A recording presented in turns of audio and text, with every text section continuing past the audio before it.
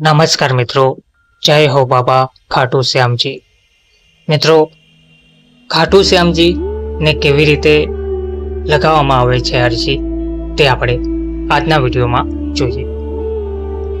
ખાટુ શ્યામ બાબાનો મહિમા અનંત છે। રાજસ્થાનમાં આવેલું ખાટુ શ્યામ બાબાનો મહિમા ખૂબ જ અનંત છે। લોકો ફક્ત દેશમાંથી જ નહીં પરંતુ વિદેશમાંથી પણ બાબા શ્યામના દર્શન કરવા આવે છે। એવું કહેવાય છે કે ભગવાન માનવ વૈભવના ભૂખ્યા નથી પરંતુ લાગણીઓના ભૂખ્યા છે। એવું પણ માનવામાં આવે છે કે જે લોકો ખાટુ શ્યામની સાચા હૃદયથી પૂજા કરે છે તેમની ઈચ્છાઓ જલ્દી પૂર્ણ થાય છે। ખાટુ શ્યામને હારેલો સહારો કહેવામાં આવે છે।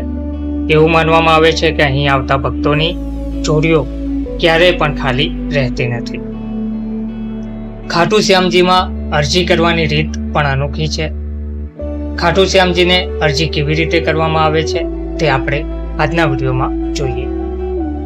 ખાટુ શ્યામજીને અરજી કેવી રીતે કરવામાં આવે છે તો ખાટુ શ્યામજીમાં કેટલાક માથું નમાવે છે, કેટલાક માનતાનો દોરો બાંધે છે અને કેટલાક તેમની ઈચ્છા કાપલી પર લખીને બાબાને અર્પણ કરે છે।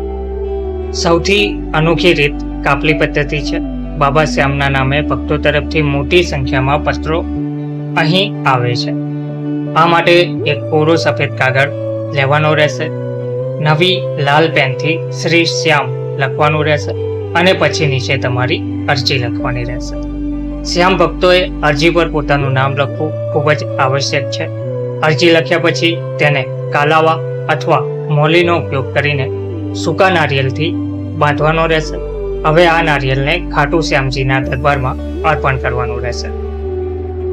જો તમે કોઈ કારણોસર મંદિરમાં જઈ શકતા નથી તો તમે કોઈ બીજા દ્વારા અરજી મોકલી શકો છો અથવા તો કોઈ પણ શ્યામ મંદિરમાં અર્પણ કરી શકો છો। ખાટુ શ્યામજીને હારનારનો ટેકો કેમ કહેવામાં આવે છે તો ખાટુ શ્યામજી બીજું કોઈ નહીં પણ ભીમના પુત્ર અને ઘટોત્કચના પુત્ર છે। તેમનું નામ બર્બરીક છે। તેઓ એક બહાદુર યોદ્ધા હતા। મહાભારત યુદ્ધ દરમિયાન તેઓ યુદ્ધમાં જોડાવા માંગતા હતા। બર્બરીકે તેમની માતાને કહ્યું હતું કે તેઓ યુદ્ધ હારનારને ટેકો આપશે। આ જ કારણ છે કે તેમને હારેલાનો સહારો પણ કહેવામાં આવે છે। શ્રી કૃષ્ણ જાણતા હતા કે બર્બરીક જે પક્ષ તરફથી લડશે તે ચોક્કસપણે જીતશે। આવી સ્થિતિમાં ભગવાન કૃષ્ણે તેમને રોકવા માટે સાધુનો વેશ ધારણ કર્યો અને તેમને તેમનું માથું દાનમાં આપવા કહ્યું। બર્બરીકે તેમને ત્યાં પોતાનું માથું આપી દીધું। ત્યારબાદ શ્રી કૃષ્ણે તેને આશીર્વાદ આપ્યા કે કળિયુગમાં તું મારા નામથી ઓળખાશે અને પૂજવામાં પણ આવશે। જય હો બાબા ખાટુ શ્યામજી।